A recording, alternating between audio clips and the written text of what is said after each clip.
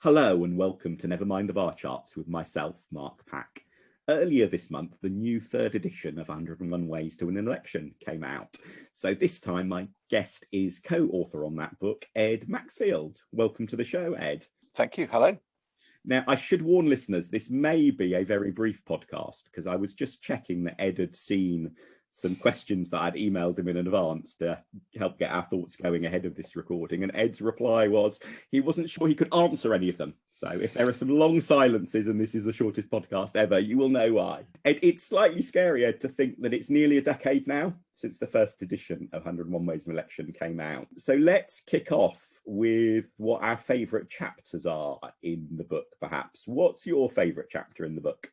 It is amazing that it's nearly a decade, isn't it? How time flies. And I think this was the one that I was struggling with most in terms of actually narrowing it down. How can you make me choose? You have 101 favourite children. They're all... Yeah, exactly. You can't make me do that.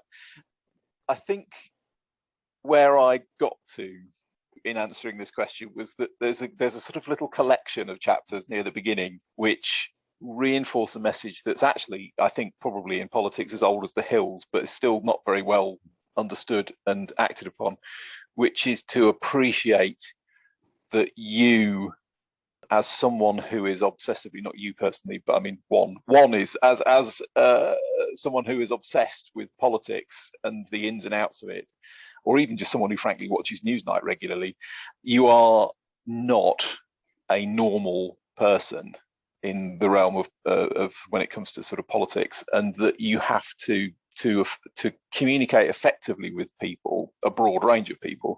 You have to start by acknowledging the volume of politics that you consume and the amount of time you spend thinking about it is vastly different from what most people do with their time. And I think once you grasp that, you can start to sort of shape your approach in a way that's more responsive to the general public, which after all is kind of what democracy is all about, really. So I'm going to be generous to you and say, therefore, your answer was chapter 7. That's very kind of you, thank you. Because I think that is probably the main chapter that captures the points that you were making, although we talk a little bit more in that chapter as well about the balance between sort of rational argument and emotional responses and how they help shape people's reactions.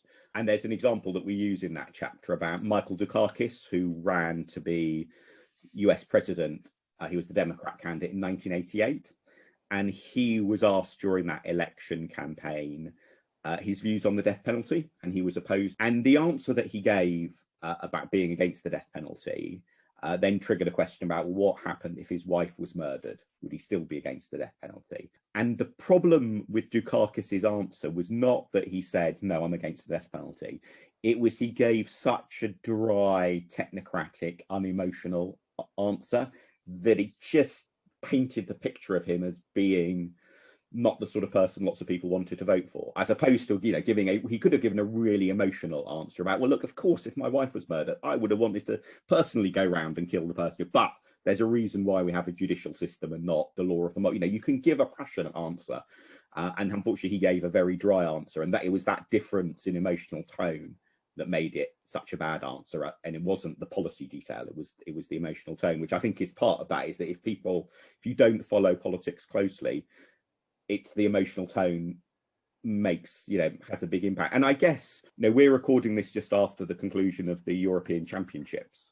And there's an obvious parallel with football there, isn't there? That a lot of people in Britain now have a view about Gareth Southgate, the England football manager, even though they don't necessarily know very much at all about what does a football manager do or what football tactics are. Millions of us have all briefly become familiar with phrases like wing backs, etc. But for the non-proper football fans, loads of us have now views about what we think of Gareth Southgate that is essentially a reaction to his demeanour and his tone, and not a reaction to technical views on what is the relative merits of having 3 or 4 at the back, just as we can react to a politician in an emotional way without having a technical view on their view about the Bank of England monetary policy. Yeah, and I think it's sort of, that's quite a neat way of sort of thinking about it, because I think it sort of splits into two. I felt that was shoehorning a contemporary reference in. Well, to be honest, as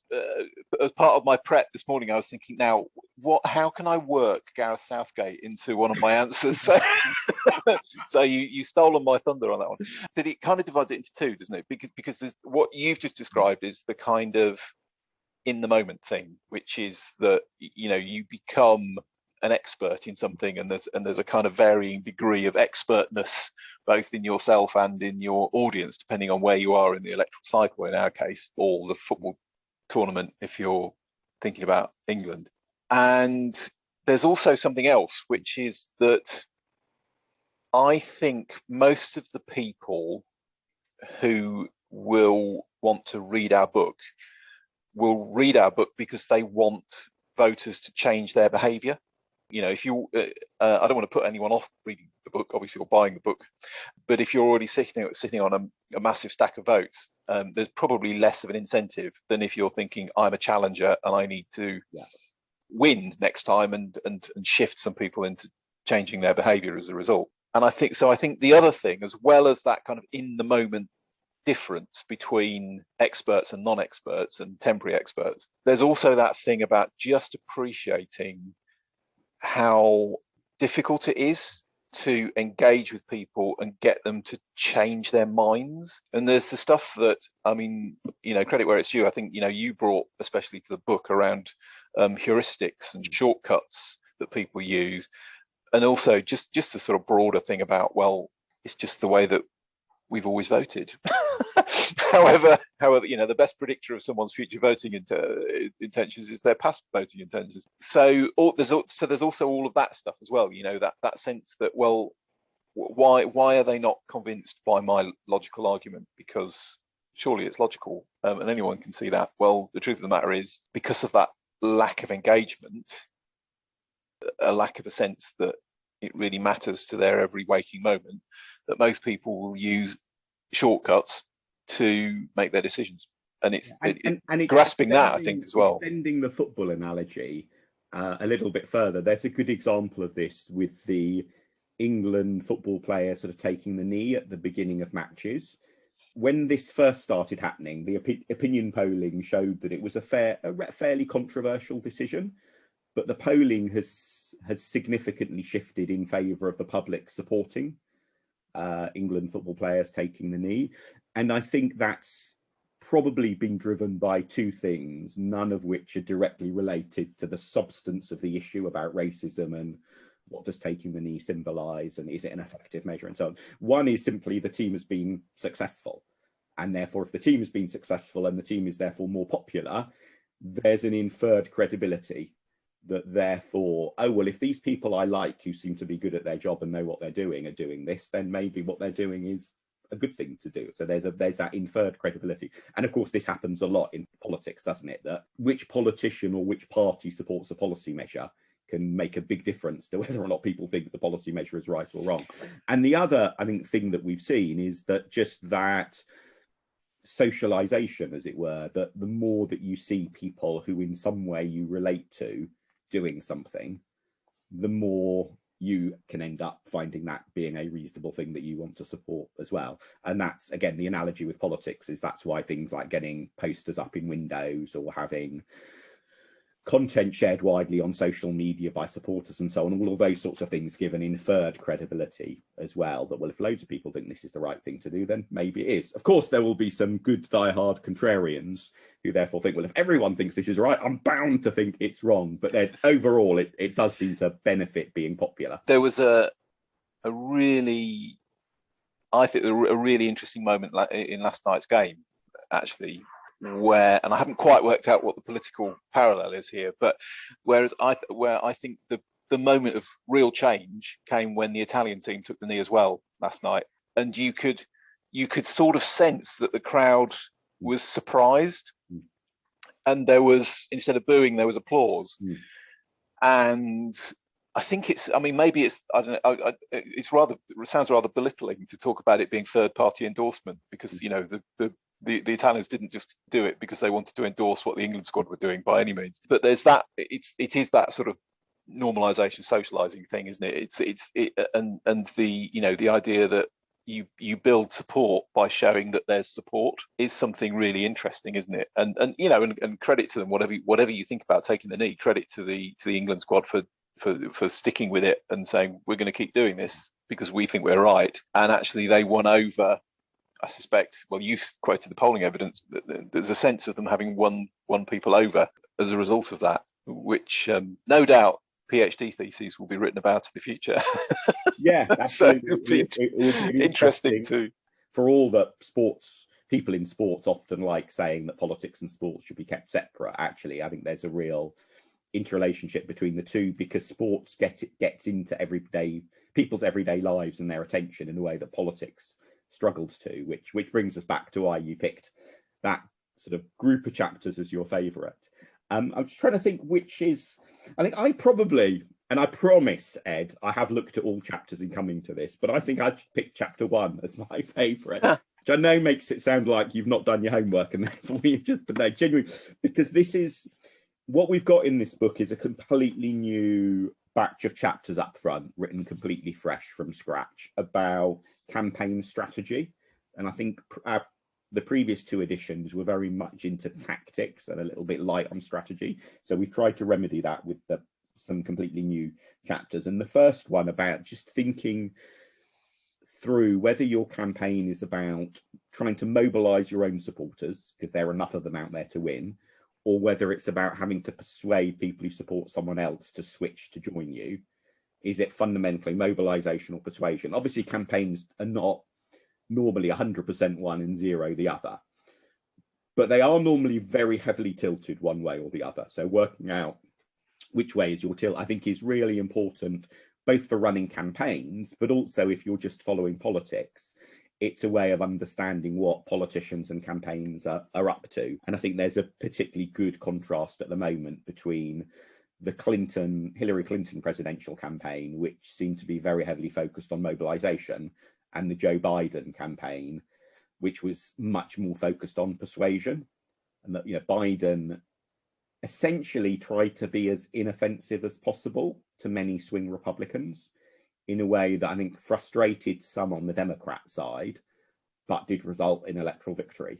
You can see the difference that he managed to make in appealing to sort of soft Republicans and winning them over compared with Clinton. And it does also make me think if there is a wider point that if you follow political campaigning, it's hard to avoid ending up following what happens in the US. And there is a slightly odd eulogizing in US sort of political campaigning commentary of campaigns and candidates who lose. There's a lot of stuff over the years about the likes of Howard Dean or Bernie Sanders, both of whom ran to be the Democrat candidate for president. They didn't even get to be the Democrat candidate, let alone then win a public election against a Republican. And in a way, their campaign, or Andrew Yang as well. Andrew Yang has got lots of people excited about what he was doing and his campaign and so on, but he didn't even get close to winning the New York Democrat primary really in the end, although he had a brief period as front runner. But I think there is this those sorts of campaigns do seem to attract a lot of praise and attention, often because they're coming from being a complete outsider to being a contender who doesn't quite make it. But still, fundamentally, it means a lot of attention goes to those who end up losing. And I think campaigns like Joe Biden's tend to get less plaudits. There are less bestseller books written about how you can apply the lessons from Biden's a Biden type campaign to other campaigning and so on. But when a campaign like that wins, that's an important reason to think that maybe we should give this a bit more attention. So I quite liked chapter 1 for our opportunity to give that sort of campaign that's successful but normally neglected in commentary a bit more attention. Yes, I mean, something that popped into my head when you were talking about that was also to sort of think about motivations as well, actually. And electoral politics is a very kind of binary game, isn't it? You win or you lose, and the margins are tiny in either direction often. I feel like need to insert at this point. The Cheshire and Amersham majority wasn't tiny. I know I get your point, definitely.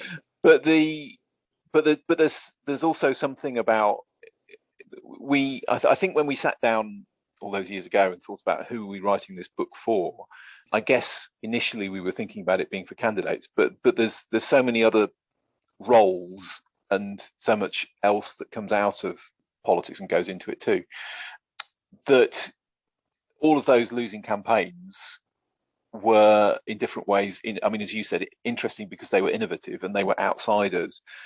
And there's things that you get out of election campaigns and things that you achieve that are not always reflected in just the final result. And I think that's not really quite the point that you were making, but I think it does kind of, what the point that you made does kind of highlight that yeah, for sure, absolutely, you know, it's vitally important to win an election if you want to, for either for personal reasons or because you want to introduce wide-ranging policy change.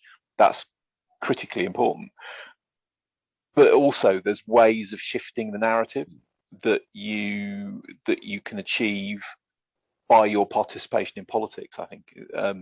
So it's if I've got a point at all in that, it's that you know, it's worth being involved in, and for more than just the glory of being a winning candidate, I think. Thing that runs through a few of our chapters is this question about the difference between viewing a political campaign as a soapbox from which you can tell other people what you think is right, and implicitly therefore also how they're wrong if they're not voting for you, versus seeing a campaign as an exercise in humility in terms of wanting to persuade people to change their minds in order to win their votes if they've not voted for you before. And therefore the difference between those two approaches is fundamentally one of, if you lose, is your gut reaction the voters were wrong or I was wrong? Is the response that, oh, the voters are stupid or evil or racist or whatever, or is it what did I get wrong? How can I what do I learn better? I think that's absolutely the theme of the whole book, really, isn't it? That it's about learning, isn't it? And understanding what you've achieved, trying to understand if you didn't achieve exactly everything that you wanted to achieve, why that was, and then adapting and changing so you achieve more next time. Yeah, absolutely. Yeah, and I think there's a question there which the book, I guess, maybe tees up but doesn't really try to answer, because it's about politics in general, about the relative merit of pragmatism in seeking to achieve particular policy ends. That, you know, the sort of, as far as campaigning goes, the message from our book, isn't it, is very much you have to be willing to compromise with the voters, because in the end the voters are the ones who cast the verdict in the ballot box. There's, at the end of the day, there's no point thinking the voters are wrong, because and sort of just feeling sort of superior about that, because the voters are the ones who get to cast the verdict. You've got to change the voters' views, and there's a bigger question in politics about to what extent should you compromise on your principles or not. And partly because I've just been listening to on audiobook William Hague's excellent biography of William Wilberforce. The question about the abolition of slavery and the slave trade in early 19th century, those campaigning late 18th and then early 19th century Britain comes to mind as an example. That one of the ways that the slave trade was abolished was by, in Britain, you know, and Britain's participation in it was abolished, was by agreeing to pay slave owners significant financial compensation. And I always think there's a really interesting debate about whether paying compensation to slave owners was a brilliant act of principle or a horrible, dirty act of pragmatism. It's normally painted as a rather dirty act of pragmatism of, you know, slave owners who have done such horrible, evil things, inflicted such pain on others. Why on earth would you give them money? That is just a horrible, dirty, messy bit of pragmatism. But I think there's an argument that it was actually the principled approach as well, which was one of, the sooner you can end slavery, the better. If people every day are suffering from the existence of the slave trade and of slavery, the sooner you can get a measure through to abolish part of that, the better. and therefore being willing to pay up some money, essentially, to pay off people to get it through. That's the act of principle. That's the act of tackling with slavery first. And it's people who sat in their comfortable theoretical ivory towers who might not want to dirty their hands, who are actually the people who are not having as their number one principle, how do we deal with this evil? Obviously there are good arguments you can make on both sides as to whether those payoffs were the right thing to do or not. But again, that gets into this question of, is this about the purity of your own position, or is it about compromising with reality in order to get things changed? I feel like there's another book, 101 Ways to Win a Single Issue Campaign, which we should add to the list next. And I think the other thing, when I was thinking about which chapter, I thought, perhaps from a sort of dirty marketing point of view, I should choose the final chapter so that everyone reads all of the others first. Thinking about those sort of pairings of chapters that we have towards the end, where we talk about, well, what to do if you win and what to do if you lose. And I suppose it was partly in my mind because there's certainly in the UK, there's been a fairly sort of clattering end to one prominent political career fairly recently, and just sitting back and thinking, I wonder what's going through Matt Hancock's head right now and what he's thinking about the rest of his life. And that's the nature of politics. It's essentially there's the old line about every political career ending in failure, and that idea of just really understanding what your motivations are and where this kind of fits into your life. And as I said to a very tearful 13-year-old last night after England inevitably lost on penalties, it's okay, the sun will shine tomorrow. Actually, it isn't. It's pretty gloomy, but but the sun will shine. Typical politician making a promise that you didn't deliver on. No, I know. Well, I couldn't quite bring myself to say, don't worry, they'll win the next championship, because I'm not entirely sure they will. But they've got a chance. No, that whole sort of life goes on thing, and understanding where politics fits into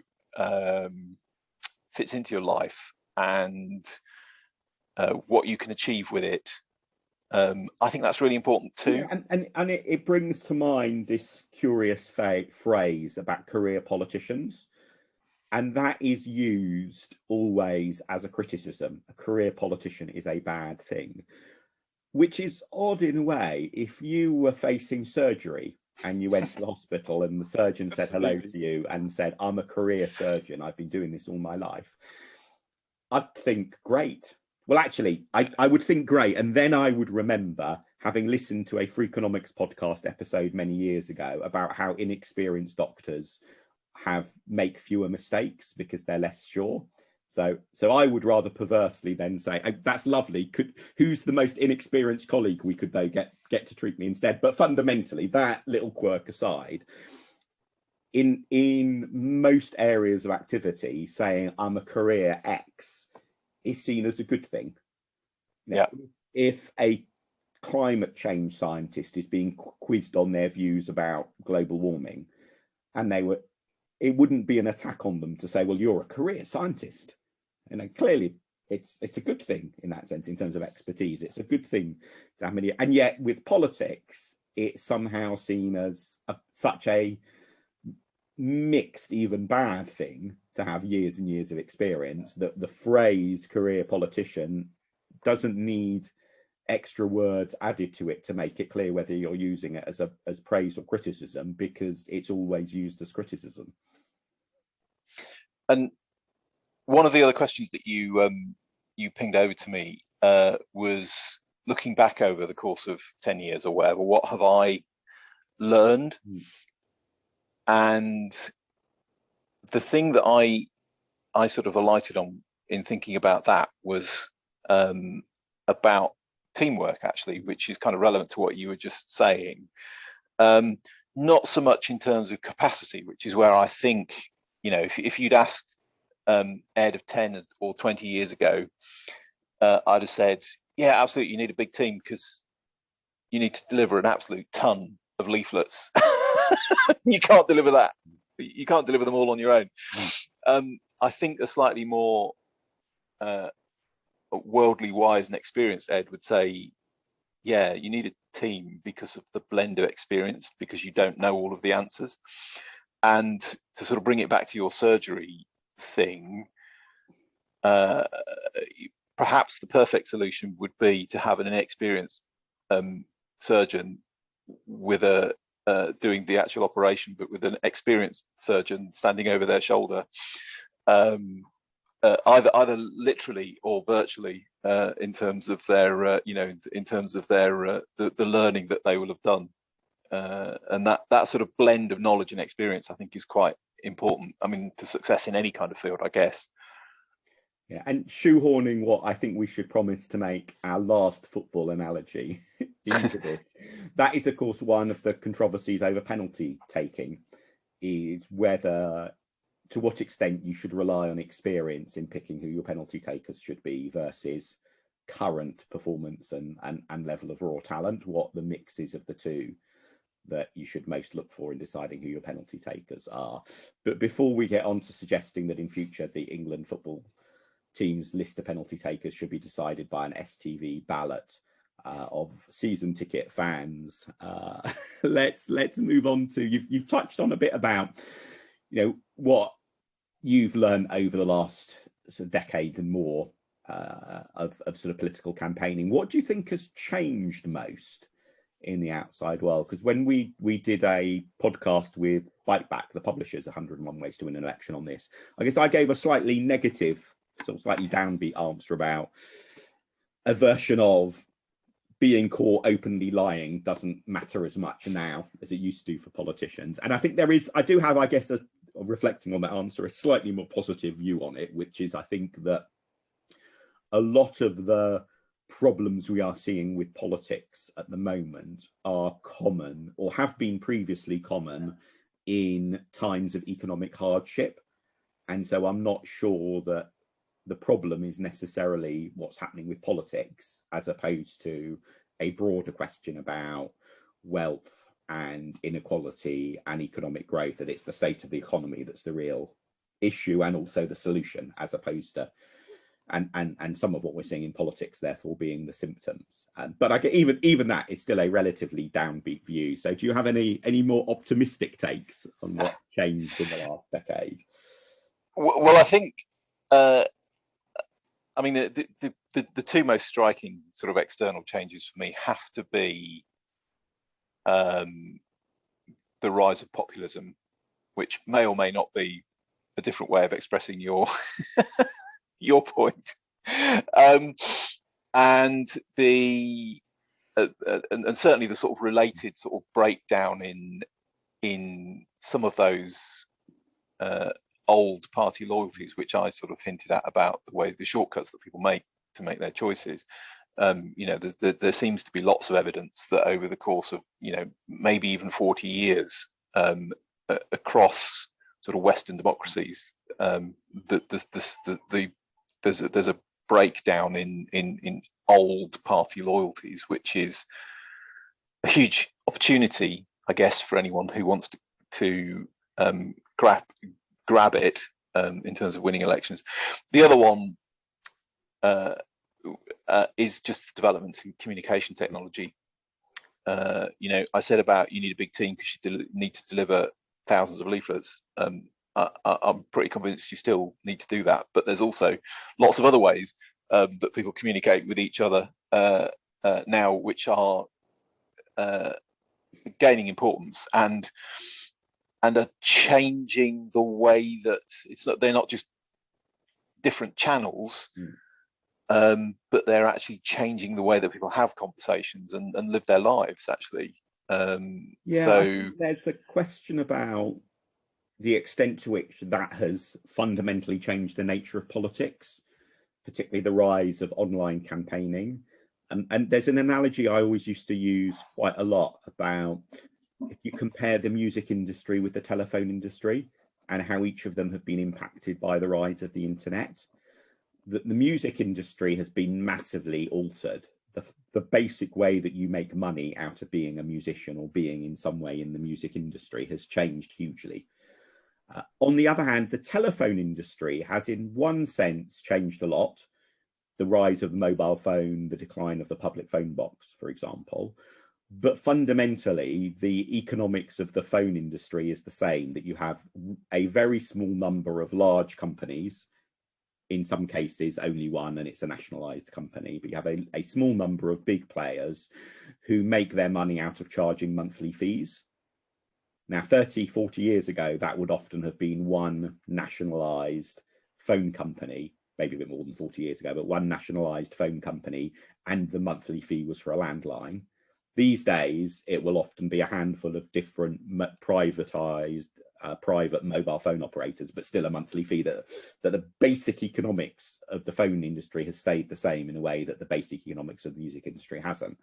And I think with politics, the method has changed hugely, but I don't think it has really opened up a completely new form of politics in the way that I guess some of the evangelists for the use of the internet in politics were originally hoping that it would. And it strikes me that maybe digital developments have made politics more volatile because it's easier for a new party or a new candidate to take off and to generate lots of income very quickly or sign up lots of supporters very quickly. All that sort of stuff is much easier when it's web forms and emails rather than checks and postage and envelopes. But fundamentally, the pattern of politics, I think, has survived the internet rather less changed, perhaps, than most people would have expected when we were first thinking about writing the first edition of this book. Yeah, I'm sure you're absolutely right. I mean, it may alter things over the longer term as the way that we interact as individuals within society changes, but you're absolutely right. And you know, to sort of pick up your telephone company analogy, obviously what has changed enormously is that nobody under the age of 40 makes phone calls anymore. It's all about social media and text message and what have you. So although you're absolutely right, the structure, the overarching structure is still the same, the pricing structure is still the same. What they're doing for the fee is very different. And I think from the point of view of our book, if you like, and the topics that we're trying to cover with the book, understanding that the impact of that delivery, the changes in delivery is important. Just because there are so many different channels out there, and I think, you know, to pick up that old joke about I know that half of my marketing budget works, but I don't know which half. There's something there as well about the kind of digital communications revolution, which is that we kind of know it's important, but I don't know if anyone's quite figured out in what ways it's important and which bits are more important than others. So there's still a lot of learning to be done, I think, on that. Yeah, and we quite heavily rewrote several of the chapters to do with online campaigning, which I think 3 of them probably were basically rewritten completely from scratch. The thing that struck me when we were doing that was that although the details needed a lot of updating, like it's no longer innovative to attach photos to an email that you send to a journalist, you know. So a lot of the details needed significant updating. The basic principles have remained pretty much the same. And so what we did in those chapters was definitely more than delete Flickr, insert Instagram. But I think if you were to take the first edition of our book and to say, okay, how can I apply this to the current day, those internet chapters would still be useful. It'd be a bit more of a struggle because it'd be like you were reading it in another language. You'd have to translate some of the references. But the basic outlook and approach, I think, is very much the same. In that sense, I think what has more changed in the chapters is us hopefully getting to be better authors at our 3rd attempt at covering the topic. But I think we're clearer about what really matters. And we've obviously had feedback from very kind readers of the first 2 editions as well that have helped with that. But I was struck how the basic principles have aged pretty well. Yeah, I think you're right. I mean, there's,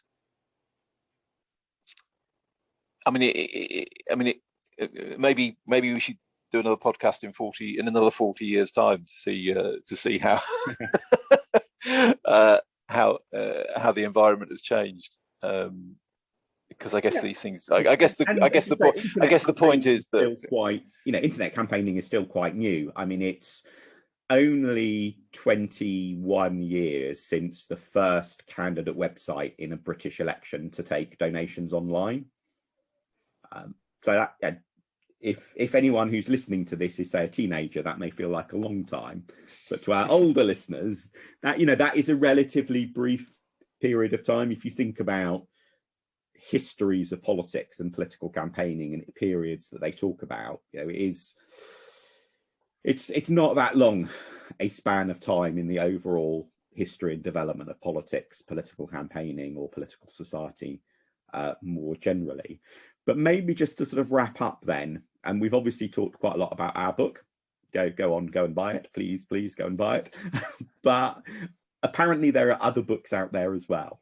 So if anyone wants to read more about some of the issues that we've touched on in this podcast or in the book, what would you recommend to them, Ed, other than the slightly egotistical read our book?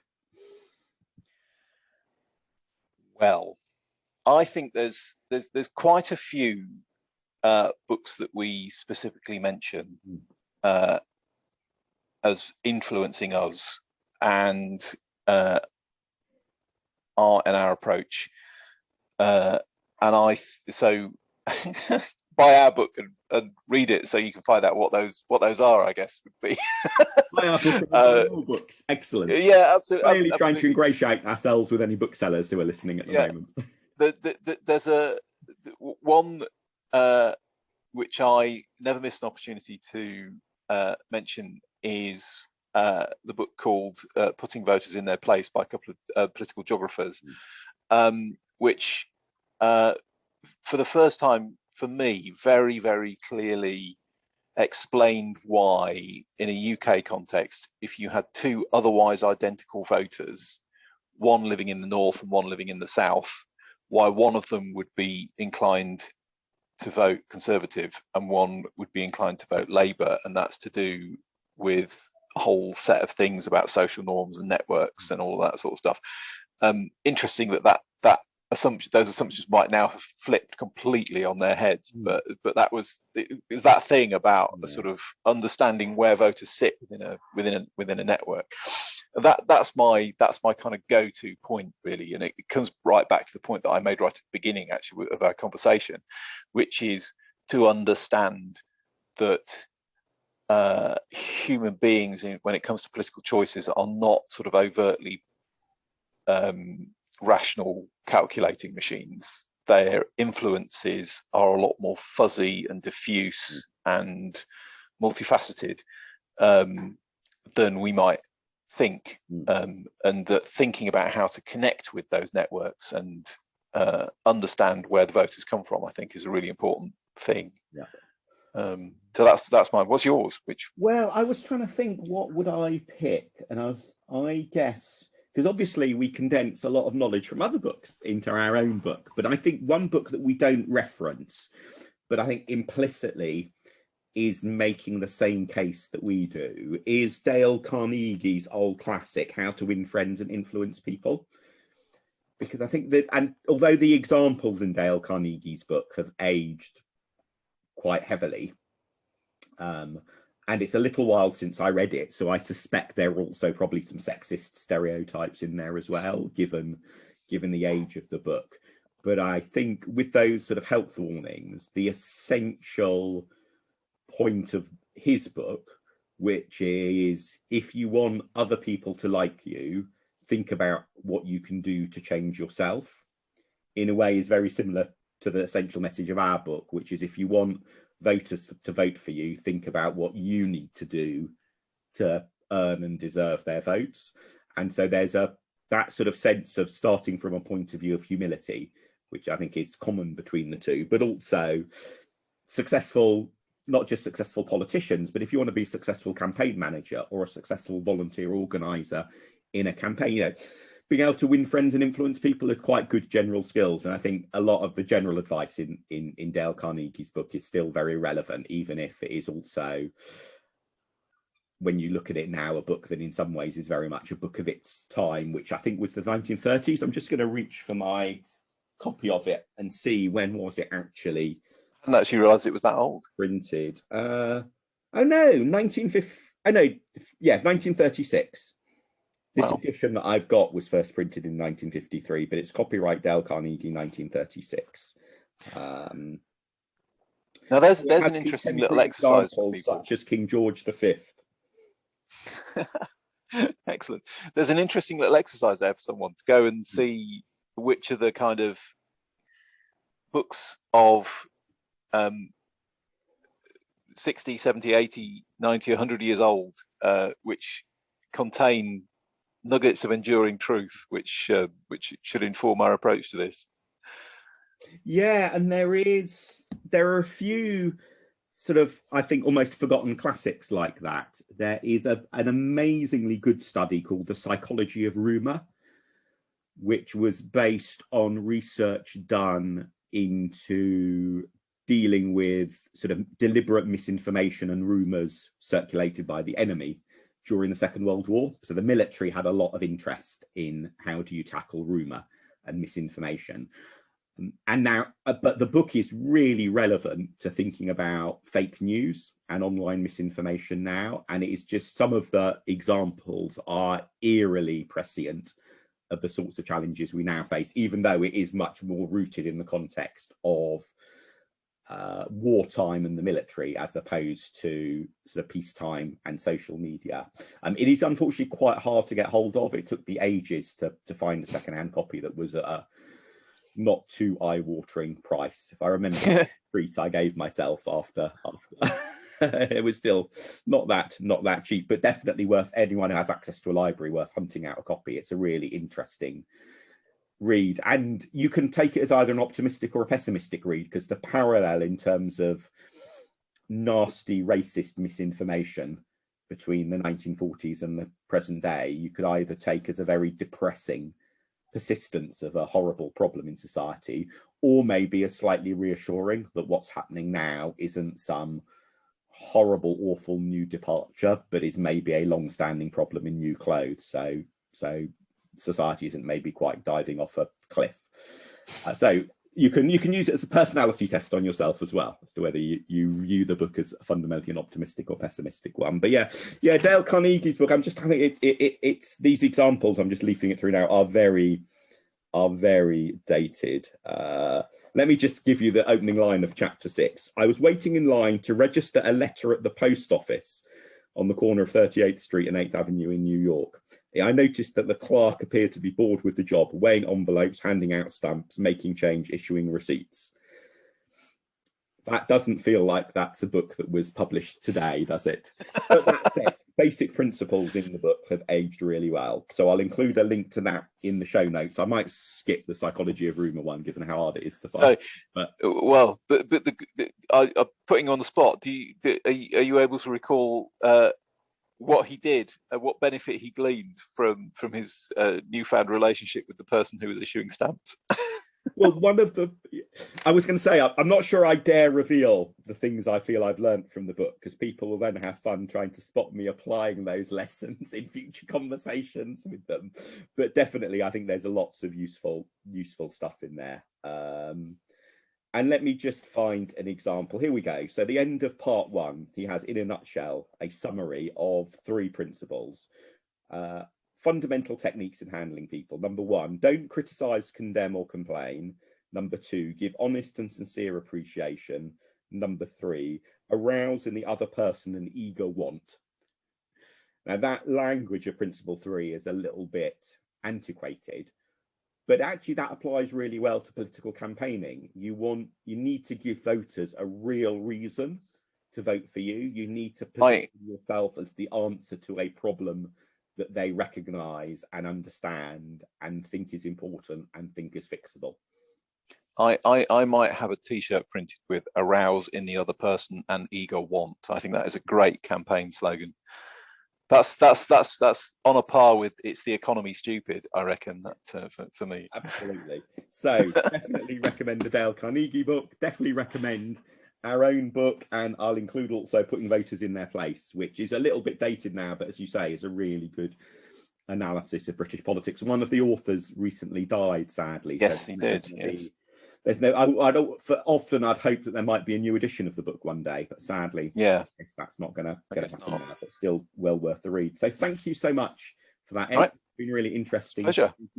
Thank you for being a co-author. I think the fact that we've managed three editions means we must be able to just about tolerate each other. So thank you for that, seriously, Ed.